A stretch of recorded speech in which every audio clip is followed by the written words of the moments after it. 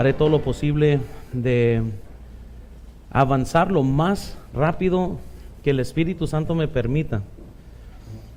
Porque hay mucho que tenemos que quizás dejar como base para poder comprender cuál es en realidad el debate que se está tratando en cuanto a los temas de libertad en los asuntos contemporáneos. Noten por favor Gálatas capítulo 5. Vamos a ver 2 versículos y luego vamos a orar. Versículo 1 nos dice la Biblia: Estad pues firmes en la libertad con que Cristo nos hizo libres, y no estéis otra vez sujetos al yugo de esclavitud. Versículo 13: Porque vosotros, hermanos, a libertad fuisteis llamados, solamente que no uséis la libertad como ocasión, ¿para qué dicen? Para la carne, sino servíos por amor los unos a los otros. Vamos a orar. Señor, yo te pido por favor que bendigas este tiempo de enseñanza. Dame tu poder por favor y ayúdame a explicarme bien en el nombre de Cristo. Amén. Libertad cristiana, hermanos, nomás para comenzar, no tiene nada que ver con la libertad de poder pecar, tiene que ver con la libertad de poder servir y complacer a Cristo. Esas dos cosas son muy importantes para poder comprender lo que es la libertad cristiana. La mayor parte de los cristianos de otras denominaciones, y muchas veces aún en nuestras denominaciones, estaríamos de acuerdo con las Escrituras y en lo que dicen las Escrituras, pero muchas veces ya vemos que está haciendo un cambio de los términos y qué significan los términos bíblicos. En muchos casos creo que unos, ¿verdad?, por no comprender bien un tema, a lo mejor mal aplican una palabra o mal aplican una doctrina, pero también creo que hay unos que por la cultura y cómo va cambiando las cosas de la cultura, a propósito comienzan a cambiar las estructuras y las convicciones y las reglas y las formas que hacemos ciertas cosas. Por ejemplo, quiero que vean aquí en la pantalla, y todo eso es introducción en sus notas, muy bien, así que no van a tener número 1 porque todavía no he llegado a mis notas de enseñanza. Eso nomás tengo como más de 40 hojas aquí de notas, así que voy a tratar de irme rápido. Pero vean en la pantalla, por favor, existen falsos maestros que tratarán de provocar lo opuesto que lo que Cristo quiere provocar en ti. Piensen conmigo, por favor, en esto, y esto también está en sus notas. Cristo quiere que su pueblo sea santo. Universalmente Dios es 3 veces santo. Y Dios quiere que su pueblo, quienes se identifican con Dios, sean santos también.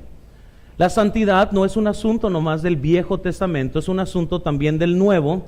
Primera de Pedro 1:14, como hijos obedientes no os conforméis a los deseos antes que tenáis estando en vuestra ignorancia, sino como aquel que os llamó es santo, sed también, ¿qué dice? Vosotros santos, ¿en qué dice? Toda vuestra manera de vivir. Entonces, la santidad no es un asunto del Viejo Testamento, y en el Nuevo Testamento ahora sí Dios nos dice, vamos a quitarle esta esclavitud de la santidad y vamos a darle un yugo liviano para que vivan como quieren. No, Dios dice que debemos de ser santos en toda la forma de nuestro vivir. Pero eso es lo que Cristo quiere. Quiero que vean segundo, aquí está en la pantalla también. El diablo también quiere entonces que su pueblo sea sucio. Entonces tenemos el contraste entre el diablo. ¿Sí está aquí en las pantallas? Ahora que la otra se está diciendo la pantalla y no había pantallas, muy bien. El diablo quiere esto. Ahora noten segunda de Pedro 2:17, por favor. Estos, hablando de los falsos maestros, son fuentes sin agua y nubes empujadas por la tormenta, pero los cuales la más densa oscuridad está reservada para siempre. Pues dice, hablando palabras infladas y vanas, seducen con concupiscencia de la carne y desilusiones a los que verdaderamente habían huido de los que viven en error. Les prometen, ¿qué les prometen? Libertad, y son ellos mismos esclavos de ¿qué? Deja pausar, porque ahorita, no se imaginan, ya hablando de los redimidos, hablando de iglesias contemporáneas o liberales, promueven mucho el de que no se sientan mal, somos libres, no te preocupes, tú vive como quieres, Dios te ha hecho libre, disfruta tu vida, simplemente pásatela bien, ¿verdad? Dios te salvó para que te relajes.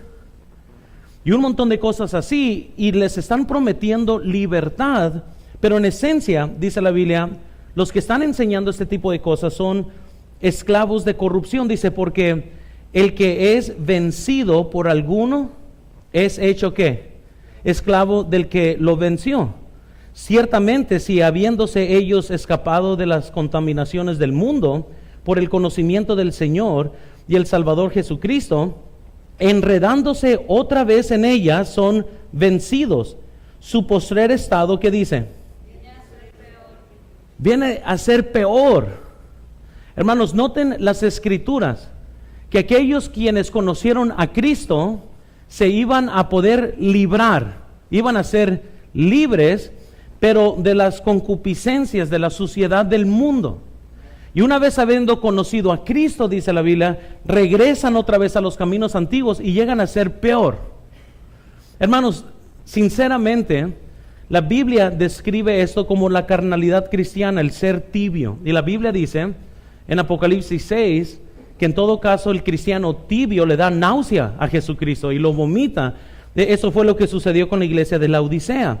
Entonces hay maestros que enseñan, ¿verdad? Y les tratan de decir a la gente, oh, no se preocupen, no les dan responsabilidad cristiana, más bien les dan libertinaje. Y eso es lo que estamos viendo el cambio. Dice Judas, versículo 4, porque algunos hombres han entrado encubiertamente, los que desde antes habían sido destinados para esta condenación, hombres como son impíos, que convierten en libertinaje la gracia de nuestro Dios y niegan al Dios y el único soberano y nuestro Señor Jesucristo. Entonces tenemos que comprender que hay falsos maestros. Ellos se van a dedicar a darle al pueblo por su lado. Y ya les digo aquí, no es mi intención que a cada persona que viene a la iglesia yo maltratarlos.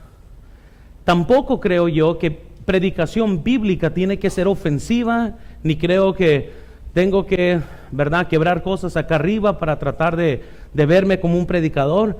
Si el Espíritu Santo dirige hacia esa dirección, pues uno predica fuerte. Pero muchas veces enseñando se está diciendo lo mismo que cuando uno está predicando fuerte. Lo que yo estoy diciendo es que no es como que alguien viene aquí y mi meta es, a ver, vamos a tirarle con todo, a ver si se agüita.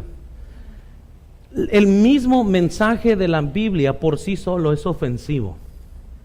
Cuando gente lee la Biblia, no tengo que yo ser más ofensivo para que la Biblia suene más bíblico.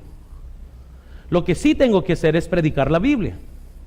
Y predicando la Biblia nos damos cuenta que hay una responsabilidad que viene con cada libertad cristiana. No nomás somos libres, pero tenemos que ser responsables.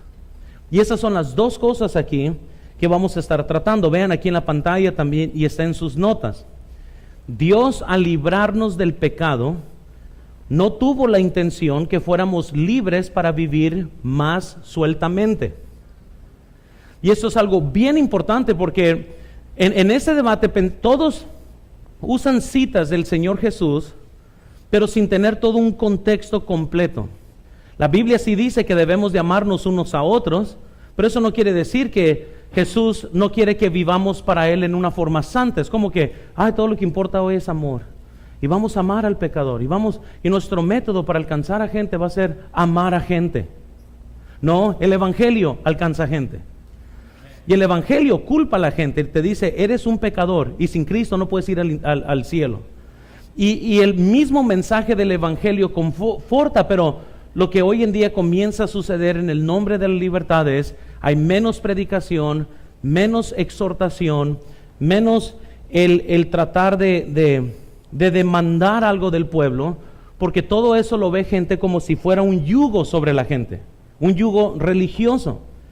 Pero Jesús nunca tuvo la intención de quitarnos todo yugo. Él dijo que el yugo de Él es liviano, pero no dijo que no hay yugo, hay un yugo. Y ahorita vamos a explicar eso un poco más. Pero noten lo que Jesús sí dijo, que no está en otros lados de la Biblia, y eso es lo que Jesús dijo. Vean Marcos 8:34. Llamando a la gente y a sus discípulos, les dijo: si alguno quiere venir en pos de mí, niéguese a sí mismo y tome su cruz y sígame. Porque todo el que quiere salvar su vida la perderá, y todo el que pierde su vida por causa de mí y del evangelio la salvará.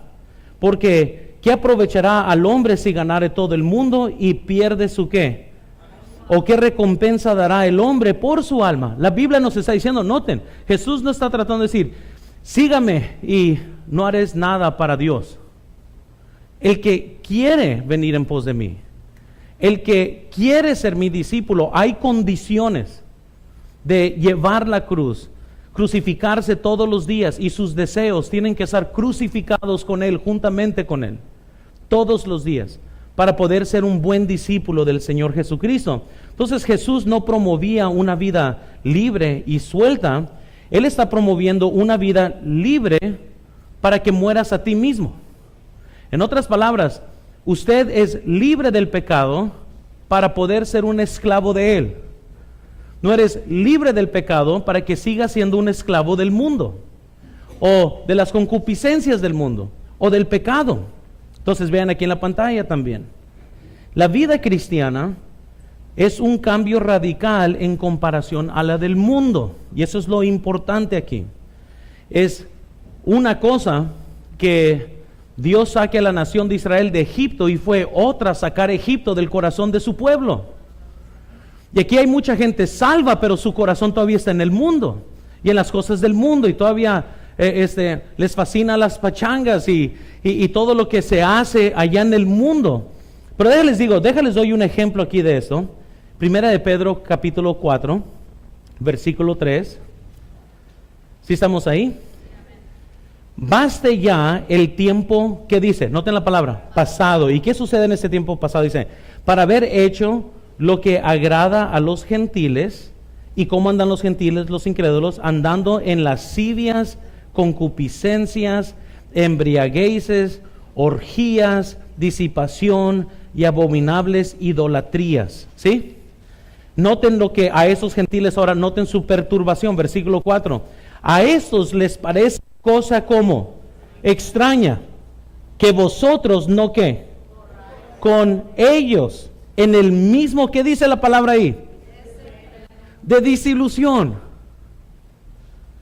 Si estamos comprendiendo, hermanos, que aún Pedro está diciendo, oye, esos gentiles se están maravillando, y ellos se están maravillando que ustedes ya no están desenfrenados como ellos están, y ustedes ya no andan como ellos andan.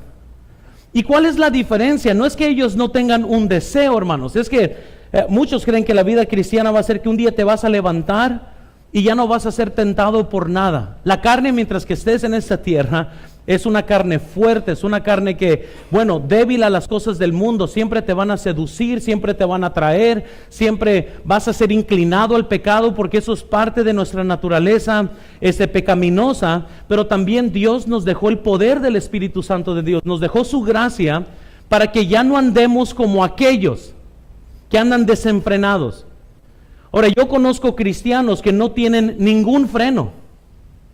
Cualquier cosa que quieren hacer, la hacen. Cualquier cosa que quieran hablar, hablan. Cualquier cosa que quieran decir o en coraje lo dicen. Cualquier pleito que se... No hay freno. Y una evidencia cristiana, hermanos, es de que somos frenados. Hay algo que te debe de detener. Hay algo que te hace diferente. Y los gentiles dicen, wow, eso está tremendo. Qué increíble que ellos no son como nosotros.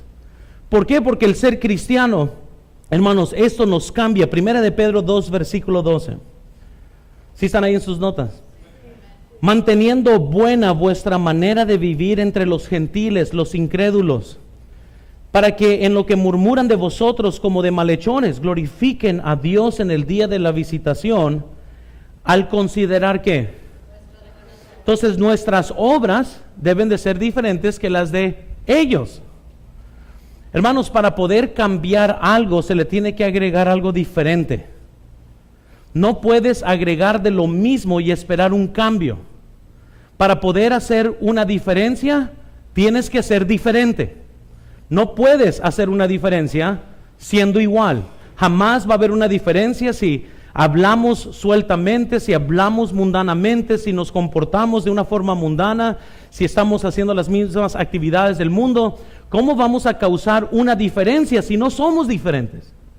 Por eso dice la Biblia entonces, que cuando la gente, los incrédulos, los gentiles, consideran, ven sus buenas obras, sus obras que ellos no tienen, viendo esta diferencia, van a glorificar a Dios en el tiempo de la visitación. Pero si lo único que traes a la mesa es lo mismo, ¿qué diferencia hay? ¿Cómo vas a poder hablarle a alguien de Cristo si su misma vida no ha cambiado? No hay poder en un mensaje o de una boca de alguien que simplemente vive en derrota y no vive en victoria. Entonces tenemos que comprender que el Evangelio radicalmente cambia vidas. Y Dios no te salvó y no me salvó a mí para que seamos iguales. Nos salvó para cambiarnos desde adentro hacia afuera y que nuestro cambio fuera genuino y que nuestro amor hacia Él fuera tan fuerte, tan genuino, que nos íbamos a identificar con Él en el mundo. Y por eso el mundo nos iba a odiar, porque nos íbamos a parecer como Cristo, no como Justin Bieber o como Lady Gaga o como o esas cosas que están saliendo ahorita. Nos iban a odiar porque íbamos a ser diferentes. Pero no hay mucha diferencia hoy. Entonces, en este mundo contemporáneo en el que vivimos, hay cosas que han cambiado, hay cosas que van en movimientos y es importante notar en qué tiempos estamos viviendo. Por ejemplo, quiero que consideren esto. Se me hace que estén en sus notas, no sé, pero está en las pantallas. Por ejemplo, la palabra bautista, en un tiempo atrás, se identificaba con sana doctrina, con convicciones. Eso ha cambiado drásticamente. Ahora ha cambiado un poco la palabra bautista. En muchos casos, no sé a cuántos les ha tocado, nunca le han tocado. Yo voy a la iglesia bautista de Hermosillo o algo así. Ahí donde se predica del infierno y ahora somos conocidos así, como gente que predica, pero es la Biblia. No vamos a cambiar el evangelio. En muchos casos y diferentes regiones, la palabra bautista puede ser identificada con un extremista o alguien que quizás no supo manejar bien estos temas y en lugar de edificar a gente con buena enseñanza, comenzó a tirar un montón de preferencias que tenía maltratando a gente. Y eso ha pasado en nuestro movimiento. Hay gente bien loca. Yo les confieso, yo mismo, hay gente loca. Hay gente que jamás, nunca han aprendido a hacer atractivos sus posiciones, porque aparte de que hay posiciones bien ridículas, una mala actitud hace que la posición se vea peor. Es lo que estoy diciendo. Por más estricto que alguien se quiera pasar, por lo menos si tienen una buena actitud sobre lo que creen, eso siempre va a ser más atractivo que una persona que esté enojada porque es la única persona del mundo que cree esto y nadie más está viviendo así. Entonces, yo he estado en muchas conversaciones, no más para decirles, yo creo en modestia y creo que mi esposa, por mis convicciones personales, nunca ha salido fuera de mi casa en pantalón. Creo que ella se viste modestamente y creemos y tenemos un estándar alto para nuestra vida personal y ha sido algo que nosotros tratamos de vivir. Una vez un predicador viene y me dice, ¿qué se pone tu esposa en tu casa? Y dije, oye, qué perverso eres, ¿por qué quieres saber? ¿Qué te importa? O sea, ¿quién pregunta eso? Ahora, hay gente que hace ese tipo de preguntas y piensan, a ver, quiero ver qué tan fundamentalista eres. Yo soy tonto, o sea, ¿qué importa eso? Los principios de modestia no son para mí, son para el mundo externo. Amén. Pero hay personas que, por ejemplo, han dado un mal nombre a lo que estamos tratando aquí por ese tipo de contiendas. Y yo las entiendo, y muchas veces uno nomás se ríe. Ok, está bien. Hay un hermano que pastoreaba 10 personas y tenía mucho tiempo con las mismas 10 personas, que comenzó ahí a tratar de hacerme machaca. Yo le dije, mira hermano, le dije yo, cuando tú tengas una iglesia que pastorees, luego hablamos. Porque no voy a perder mi tiempo contigo ahorita, le estaba diciendo.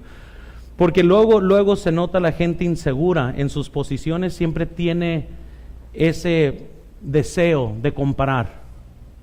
Yo, la verdad, a mí no me importa. Al final de cuentas, Dios es el que va a ser el juez. A mí me importa la Iglesia Bautista de Hermosillo. Yo he ido a iglesias donde hacen las cosas un poco diferente. Ok, allá ellos. Yo no estoy ahí para cambiar cada iglesia. Yo estoy aquí para pastorear esta iglesia.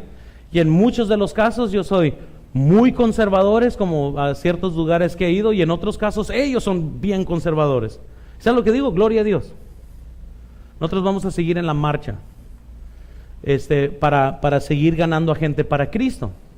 Pero la palabra bautista ya no significa mucho de lo que antes significaba, y ya han pasado muchos problemas por tener convicciones fuertes. Gente puede escudarse detrás de sus convicciones sin tener un caminar con Dios. Y ese muchas veces, y yo traté con esto en la primer predicación. Si no estuvo en la primer predicación, véanlo, porque ese es el contexto de todo lo que hemos estado viendo. De nada sirve que nos escudemos detrás de un montón de cosas que hacemos y no hacemos, y no caminamos con Dios. Que eso es lo que llega a suceder muchas veces. Estábamos en una conferencia donde un pastor, hermanos, agarró una televisión y con un bat, ¡pah!, estaba quebrando pedazos esta televisión. Y este pastor tenía 3 años en adulterio con su secretaria. Entonces, la verdad, o sea, qué emocionante es quebrar televisiones, pero espérenme, es más importante caminar con Dios. Entonces, tiene que haber este equilibrio donde uno, qué bueno que tengamos buenas convicciones, pero no podemos parar de caminar con Dios y escudarnos. Mira, aquí está mi traje, ¿a poco no me veo santo? Quizás me vea gordo, ¿verdad? Pero no quiere decir que soy santo. Mi santidad es más bien mi caminar con Dios. Y lo que muchas veces personas que están ahí para medir sus convicciones es, como no tienen un caminar con Dios, ellos sienten la necesidad de ver, vamos a medir, porque dependiendo de esta medida es qué tan santo yo soy. No, nuestra santidad es nuestro caminar con Dios. Cualquier pagano incluso puede tener reglas y normas, no malentiendan. Mi meta no es que salgamos de esta serie y cada quien tenga convicciones más altas, no. Y ahorita mi meta es tratar de discipular a la iglesia por medio de estos cambios que están pasando, porque hay muchos. Y mi trabajo como pastor es capacitar y tratar de que todos estén en un buen entendido sobre quiénes somos, por qué practicamos lo que hacemos, y tratar de dar un sentido bueno a las escrituras. Pero ya la palabra bautista, entonces, ya no significa lo que antes significaba. Por lo cual quiero que vean aquí en la pantalla, existe la tendencia entonces de no predicar fuerte en contra del pecado para no ofender. Y esto es algo bien importante, porque cuando el predicador está convencido que depende de él si la iglesia crece, entonces comienza a cambiar. Y no se imaginan Si les pido oración especial, oren por mí estos siguientes meses. Es bien difícil para mí, porque en estos meses comienzo a ver yo números, y los números son bien desanimantes cuando estamos viendo si es que crecimos, si es que no. O sea, estoy viendo patrones en la iglesia, cuando tuvimos baja asistencia, cuando sube, y todas esas cosas. La mayor parte de la gente dice, no, pues hay muchas cosas. A mí me desanima, la verdad. Muchas veces he tenido que dejar todo, me pongo a orar y lloro ahí con el Señor, trato de recuperar mi ánimo. Les digo para que oren, pero porque también soy realista yo. Yo no estoy aquí nomás para mantener, hermanos. Yo quiero ver más almas salvas, quiero seguir alcanzando Hermosillo, queremos seguir trabajando, queremos seguir haciendo nuestro trabajo. Entonces yo tengo que estar encima de esto, y a la misma vez tengo que predicar un mensaje que no es atractivo. Realmente uno puede pensar, ¿sabes qué? Pues Si ya nomás soy más positivo, ¿verdad? A lo mejor la iglesia crece, pero la verdad es que Dios es el que edifica la iglesia. Jesús dijo, sobre esta roca, dice, yo edificaré mi iglesia. Entonces yo no la edifico, Él es el que la edifica. Él es el que hace la obra. Pero tenemos que tratar con todo eso. Entonces, eso ha traído, hermanos, un cambio drástico en las iglesias de hoy, que ya no se quiere confrontar con el pecado. O más bien, los predicadores no quieren señalar pecado. Porque una cosa es decir, aléjense del pecado, y otra cosa es mencionar pecados, que es aquí donde muchas veces hay dificultad. Ahora quiero que vean esto en la pantalla para que podamos comprender. Otra palabra también que ha cambiado es la palabra cristiano. Antes era una persona salva, ahora ya es cualquier persona que cree que Jesús existió. Entonces, cuando le dices a alguien, soy bautista, pues dependiendo qué piensa esa persona o dependiendo qué iglesia estuvo bautista en su pueblo o en su ciudad, pues va a tener un sentimiento hacia esa palabra. Y la palabra cristiano, pues ahora mormones, católicos, todos dicen que son cristianos. Entonces ya no es suficiente nomás decir somos cristianos o somos bautistas. Ahora tenemos que definir qué somos, qué es un bautista y qué es un cristiano y cuál es nuestra postura, etcétera. Pero aquí les va algo que está cambiando drásticamente, que es la razón que yo estoy haciendo esta serie. Es lo siguiente, quiero que vean esta imagen, los millennials. Esa es la generación ahora con la que estamos tratando. La mayor parte de los jóvenes son millennials. Hay otros que no califican, pero la generación de millennials, yo estoy en la mera frontera ahí entre ser millennial y no ser. Pero yo no les quiero decir esto. Hay un grupo muy grande que son millennials que tienen que ser alcanzados. La razón de los millennials ha sido la razón más grande quizás de por qué iglesias se están cambiando en una forma muy drástica. Los millennials, y les voy a tratar de orientar aquí porque no muchos detectan, o sea, los grandes problemas aquí, los desafíos que vamos a tener nosotros como iglesia, pero también el desafío de que tenemos que seguir alcanzando a jóvenes.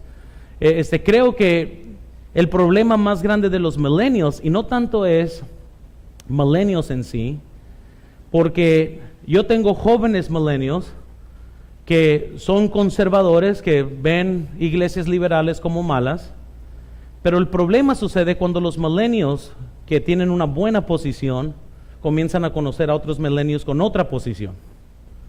O sea, no hay un problema con los millennials que vamos a alcanzar para Cristo. Siempre va a haber un problema con los millennials que son de otras iglesias liberales. Porque mientras que estamos nosotros aquí, no hay problema.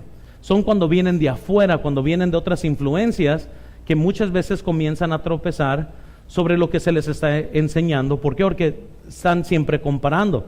Pero esa es la generación tecnológica la que estamos tratando ahorita.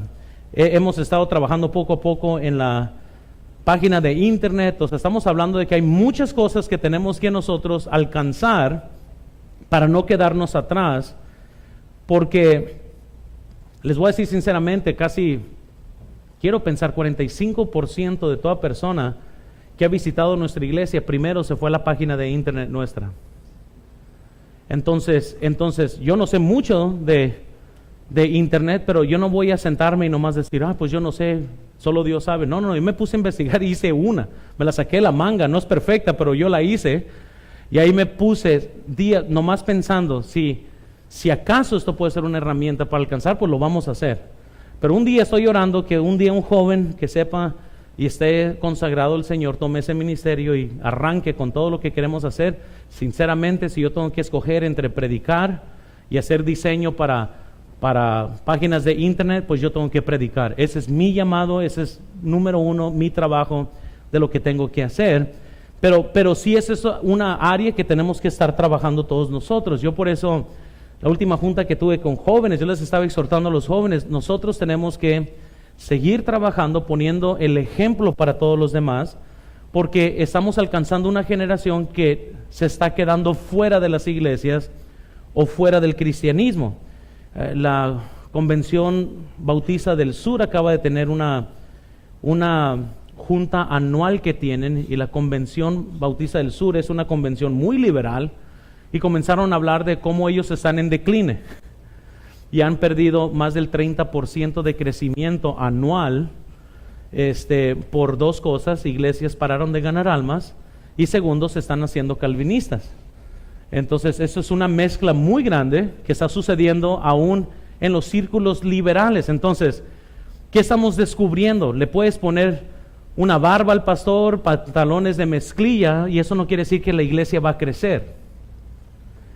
Nosotros tenemos que seguir siendo fiel con el Señor, y Jesús dijo que si Él es elevado, Él va a atraer a gente a Él mismo. Entonces nuestro trabajo es ser fiel con el Señor, no nomás seguir toda moda o toda cosa que va saliendo del mundo. Entonces, rápidamente, quiero que vean aquí en la pantalla entonces los desafíos en los cambios en la cultura. Entonces, como hay estos milenios, hermanos, y como están saliendo, tenemos que comprender en qué tipo de cultura estamos ministrando para saber cómo podemos ser eficientes en lo que estamos tratando de lograr hacer. Por ejemplo, primero, 22%, hermanos, de los americanos, y estas encuestas salieron de los Estados Unidos, no había aquí porque no hay comparación aquí, pero 22% de los americanos creen que la Biblia es palabra de Dios y que debe de ser literalmente entendida. 22%, y eso viene de una nación cristiana. Eso no es tan alarmante como lo siguiente. Vean siguiente, 28% dicen que sí es la palabra de Dios, pero que tiene muchas interpretaciones. En otras palabras, la Biblia no va a ser tomada literal, sino que tiene otras opiniones, y así que, bueno, esa es tu opinión, esta es mi opinión, pero no nos vamos a basar. Esa es la cultura en la que estamos ministrando ahorita. Entonces, imagínense, ya desde inicio vamos a tratar de llevar el evangelio, y la mayor parte de la gente va a decir, pues esa es tu opinión. Siguiente, hermanos, otro 28% dicen que la Biblia es inspirada por Dios, pero que no se puede tomar literalmente. Eso es algo bien triste, que refleja la cultura ahorita de los Estados Unidos. Pero hermanos, si eso está ya en una nación cristiana, ¿cómo está aquí México en una cultura tradicionalmente católica? Donde la mayor parte están yendo a la Unison, están yendo a las universidades y están saliendo paganos. Literalmente están saliendo negando la fe, negando la existencia de Cristo por las clases de filosofía que están tomando. Ahora, noten otra área muy importante. 18% dicen que la Biblia es un libro de leyendas, historia y morales escritas por el hombre.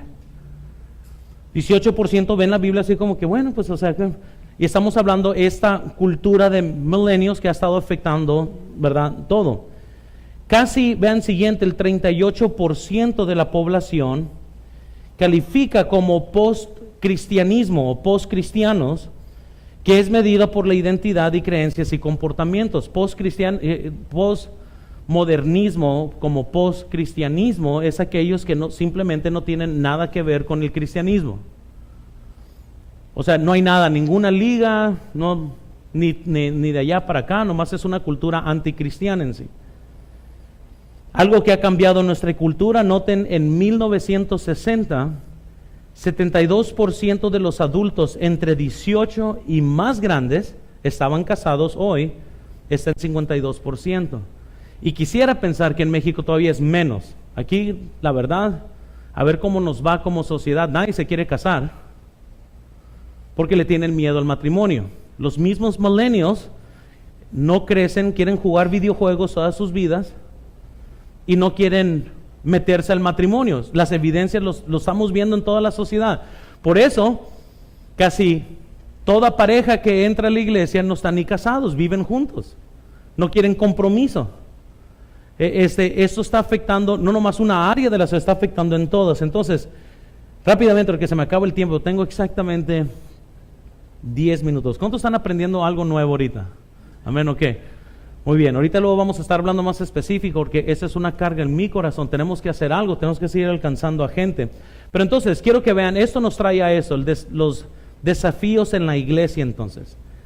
¿Qué desafíos entonces nosotros tenemos como iglesia para poder atender todo eso? Hay desafíos, y entre todos los cambios rápidos que están sucediendo, tenemos que detenernos y no nomás cambiar drásticamente. Hay cosas que tenemos que medir, que tenemos que ver cuál es el resultado. Yo no estoy en contra todo cambio. Estoy en contra nomás seguir modas. Yo quiero ver si un cambio es bueno o malo, no nomás porque es diferente al mío quiere decir que es malo, pero tenemos que observar las cosas. Entonces, hace muchos años, cuando la Convención Bautista del Sur comenzó a poner a mujeres predicadoras, comenzaron a bajar todas las normas. Antes, por ejemplo, uno tenía que ser salvo para servir en las iglesias. Ya en la mayor parte de las iglesias bautistas de la convención, ya ni si eres salvo, no importa, nomás con que eres una persona que eres vivo, puedes servir. ¿Y qué ha traído eso? O sea, si ustedes van en la mayor parte ahorita de las iglesias bautistas de la convención, cuando se va a tomar la ofrenda, ahí están los sugieres en shorts y huarachis, el pastor igual. Y en lugar de producir como ellos están diciendo, no estamos produciendo ya gente que quiere ser pastores, ya no están saliendo nuevos convertidos. Lo único que ellos han estado drásticamente tratando de hacer es esto, sobrevivir con los que ya están. Lo que nosotros estamos tratando de hacer es seguir alcanzando a gente, llevarles el evangelio. El poder del evangelio yo pienso que es más poderoso para cambiar vidas. No tenemos que ser igual a ellos. Y los números que ellos estaban dando, porque estaban votando como lo hacen anualmente en la convención, para tratar de pasar nuevos requisitos y requerimientos que van a suceder en toda la convención, ese simplemente ahora ven que es un problema grande que lo que ellos tienen. Y están declinando la Convención Bautista del Sur y están en su vida todas las iglesias interdenominacionales. Entonces ellos están diciendo, la regamos. Sí, pues sí la regaron. Porque en un lugar donde se te dice, haz lo que quieras, nadie va a tener disciplina. Y donde no hay disciplina, hay caos. Amén. Todo eso, nuestro equipo era el peor que el mundo ha visto de béisbol, de niños. Y terminábamos todos con un trofeo. Y eso es lo que la generación ha producido. Un montón de gente que no sabe perder, que pobrecitos sus sentimientos. Y el doctor Spock no ayudó con su libro de cómo entrenar a niños, que nunca se les debe decir no a los niños porque es malo para su autoestima. Entonces salió la generación de millennials, que son sumamente suavecitos, ¿verdad? Son pétalos, pobrecitos, no saben trabajar, nomás saben usar celulares y juegan videojuegos y no quieren casarse. O sea, todo esto ha producido. Pero bueno, siguiente, ellos quieren más enseñanzas. Otra vez, pero que no sean confrontativas. Tercero, no quieren que se les demande mucho, porque ellos comienzan a ver esto como el yugo, ¿verdad?, de esclavitud. Entonces no quieren ellos que se les demande mucho de ellos. Siguiente, quieren moverse lejos de todo tradicionalismo. Entonces, las metas de ellos son estas. O sea, ellos, cualquier cosa que parezca tradicional, vamos a alejarnos, vamos a hacer. Ahora, no toda la tradición es mala, no toda necesariamente es buena. Pero lo que estoy diciendo es, ellos ya como actitudes que se quieren alejar, y como cada generación van a llegar sus remordimientos. Todos los hippies de los 70s la estaban pagando en los 80s. Muy bien. Y cada generación se para tarde o temprano, porque los millennials, cuando una vez que por fin maduren en muchas cosas, van a decir, oh no, ¿qué hemos hecho? Y es lo que va a pasar. Entonces, por eso es bien importante que la iglesia, de una forma u otra, mantenga una normalidad, porque cuando ellos se topen con una pared y digan, oh, man, o sea, en lugar de producir soldados para Cristo, estamos produciendo cristianos mimados, que no saben cargar su cruz, no saben morir a ellos mismos, no saben servir con sudor en la frente, no saben sufrir. Oh, man, tienen que tener un lugar donde regresar. Y es ahí donde es la clave, hermanos, como iglesia, que tenemos nosotros que seguir caminando hacia el frente. Pero bueno, sigamos. Quiero que vean siguiente ahí en sus notas, el desafío entonces de los millennials. No solo vemos las iglesias de lo que está pasando, pero el desafío, ellos representan, hermanos, la siguiente generación. Y eso es una verdad. Amén. Entonces, ellos también, vean siguiente, representan en porcentaje el grupo más grande fuera de la iglesia. Entonces tenemos un desafío que queremos alcanzar a toda criatura, pero eso es un desafío que tenemos como iglesia. Entonces, al estar pensando siguiente año, al estar pensando cosas que queremos hacer, estoy considerando también en mente cómo alcanzar más jóvenes para poder seguir alcanzando este grupo que no se está alcanzando, que se está alejando. Bueno, siguiente, muchas iglesias, por no perder esa generación, quieren reinventar la iglesia. Y es mi pensar, siendo joven que fui salvo en mi iglesia, que sinceramente si las personas son alcanzadas con el evangelio, a ellos no les importa qué tipo de iglesia eres. La mayor parte de los mundanos incrédulos no les importa. Si alguien no salvo viene aquí y ve a los sugieres en corbata, para ellos eso es normal. A los que sí les importa son jóvenes de otras iglesias donde eso no se practica. Pero cuando es alguien del mundo que nunca ha estado en otra iglesia, ellos vienen, son salvos y simplemente se adaptan a la cultura de la iglesia. La iglesia en sí no tiene que adaptarse a la cultura del mundo, es más bien tenemos que concentrarnos en alcanzar a gente no salva. Porque ellos van a ser los más fáciles de discipular en esto. Porque cuando vienen muchas veces de otras iglesias donde no había predicación, ellos van a querer venir y decir, oh, no hombre, se van a ahogar aquí. Amén. O sea, me decía el hermano Orona, dice, si vienen por 2 meses ya se quedaron. En 2 meses, tarde o temprano, voy a pisar callos. Amén. Y ese es mi trabajo como no a propósito, pero la misma predicación lo va a hacer. Entonces, muchas iglesias quieren cambiar eso. Entonces, ¿qué son cosas que están saliendo ahorita? Primero, iglesias, por ejemplo, son más oscuras, con menos luz. Es como, no sé, la apariencia como restaurante, así, como antro, ¿verdad? Todo está apagado. Hay iglesias donde casi tienen una cuanta luz, no pueden ni ver la Biblia, pero no hay problema porque la Biblia ya aparece en las pantallas. Entonces ya no tienes que ni llevar tu Biblia, va a estar todo bien oscuro, ¿verdad? Hacen la plataforma, más parece como si fuera una plataforma donde se va simplemente a cantar, si va a ser de banda o lo que sea, más así, pero porque eso es más atractivo en este caso. Ahora, no estamos diciendo que hay colores más bíblicos que otros, no malentienda, comprendo. Yo siempre, hermano, estoy obsesivo buscando colores y pronto vamos a cambiar también toda la iglesia. A mí me fascina simplemente mantener las cosas que se vean bien. Nunca me imagino un día nomás apagando las luces, ¿verdad? Y la única luz está aquí arriba para que todo se vea bien. No planeo y he luchado con esto en cuanto a poner los versículos en la pantalla. Hay algo bueno, eso me hace hacerlo más rápido porque ustedes no tienen que buscar cuando sí los pongo a buscar. Pero a la misma vez me gusta que usen la Biblia, para eso vienen a la iglesia. Entonces siempre estoy entre una nueva forma de comunicación que yo entiendo que es necesaria, pero también veo que eso puede ser bien destructivo. Y ustedes, si por sí hay unos que no conocen los libros de la Biblia, tienen años de ser cristianos y no los conocen. ¿Qué va a producir ahora si de repente no traigan sus Biblias, todo va a estar aquí arriba? Entonces, son las cosas que siempre estoy midiendo yo. Bueno, siguiente, por reinventar la iglesia, el pastor entonces predica o siempre está en forma casual o informal.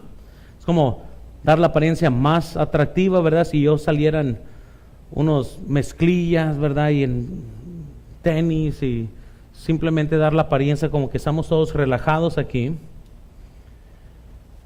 Además, ¿verdad? Si predique yo en mezclilla o no, eso no lo hace también más bíblico ni menos bíblico. Muy bien, simplemente los motivos de por qué lo hacemos. Yo me he visto porque quiero representar bien al Señor. No me he visto para alcanzar a gente. Mi punto de vista no es, yo no me voy a vestir para que gente sea atraído a mí. Entonces mi método, o sea, para mí no tiene nada que ver eso. Es como que si gente dijera, yo me voy a los Estados Unidos porque el presidente de México usa corbata y usa, no. Además, la iglesia más grande de los Estados Unidos es pastoreada por el hombre más liberal de todo el mundo, Joel Osteen, y él siempre predica en traje. Una vez estaba hablando con otro hermano ahí que estaba debatiendo que ya no quiere predicar en corbatas. Le dije, ¿por qué? Para alcanzar a más gente. Le dije yo, dile eso a Joel Osteen, porque él predica en traje y él tiene 40 y tantos mil en su estadio. Es que esto no alcanza gente, eso es lo que les estoy diciendo. Mi forma de vestir no es lo que va a alcanzar a gente, Dios trae a gente. Por eso tenemos que tener cuidado de que no mezclar la función de Dios. Yo tengo que ser bien diligente en todo y Él honra la diligencia. Pero no puede ser, aún yo no puedo estar pensando, si yo predico menos directo, más gente va a venir. No, Dios va a traer la gente. Tenemos que ser fieles en estas áreas. Bueno, siguiente. Ya no quieren usar la palabra iglesia o una denominación. Ya somos más una fraternal, o ¿cómo se dice? Fraternidad, y somos un club, y somos hermanos, y somos familia. Ya no quieren usar, esta es una iglesia. Pero la palabra iglesia aparece en la Biblia. Amén. Ahora, bautista no aparece, bueno, Juan el Bautista, amén. pero iglesia sí. Siguiente. Se rebajan las normas al punto que nadie tiene que cambiar nada para seguir a Jesús. Y otra cosa grande con esto es que eso no vemos ese patrón en la Biblia. Jesús les dijo, id y ya no peques, y no peques más. Muy bien, entonces, hermanos, por tantas otras cosas están cambiando, pero ¿saben por qué está cambiando la verdad? No es tanto los millennials. Les voy a decir por qué está cambiando. 2 Timoteo, vean conmigo en sus notas. 2 Timoteo 4, versículo 3. ¿Estamos ahí? Porque vendrá tiempo cuando no sufrirán la ¿qué? Sino que teniendo comezón de oír, se amontonarán maestros conforme a sus propias concupiscencias. Dice, apartarán de la verdad el ¿qué? Oído, y se volverán a... Entonces, por eso, hermanos, yo no estoy bien interesado en parar de predicar y parar de enseñar doctrina y parar de exhortar. Ya estamos en esos tiempos donde no se quiere escuchar la verdad. Y ya todo el mundo está buscando cómo estar cómodo y no quieren, ponte a trabajar para el Señor. Entre tanto que vengo, dijo, debemos de orar y velar. No debemos nomás estar nosotros ahí a gusto, ¿no? No sabe como aquella persona que trajo una vela y un reloj y le preguntaron, ¿qué? ¿Por qué tienes eso? No sé, el pastor dijo, ora vela, ¿verdad? Estaba cargando las dos cosas, ¿verdad? Dice la Biblia en 2 de Tesalonicenses 2:3, nadie os engañe en ninguna manera, porque no vendrá sin que antes venga la ¿qué? La apostasía. Tiene que ver, hermanos, una decaída doctrinal para los tiempos finales. Bueno, sigamos rápido. No vamos a poder seguir. Vamos a tener que parar. Hermanos, no se imaginan. Bueno, eso va a tener que agregar la otra semana.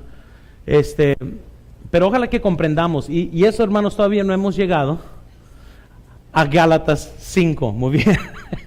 La próxima semana, les prometo, vengan, van a seguir aprendiendo más. Hay mucho que tenemos que ver sobre lo que es la libertad cristiana. ¿Qué significa eso para nuestra iglesia? ¿Cómo vamos a seguir nosotros adelante tratando de alcanzar a más gente para Cristo?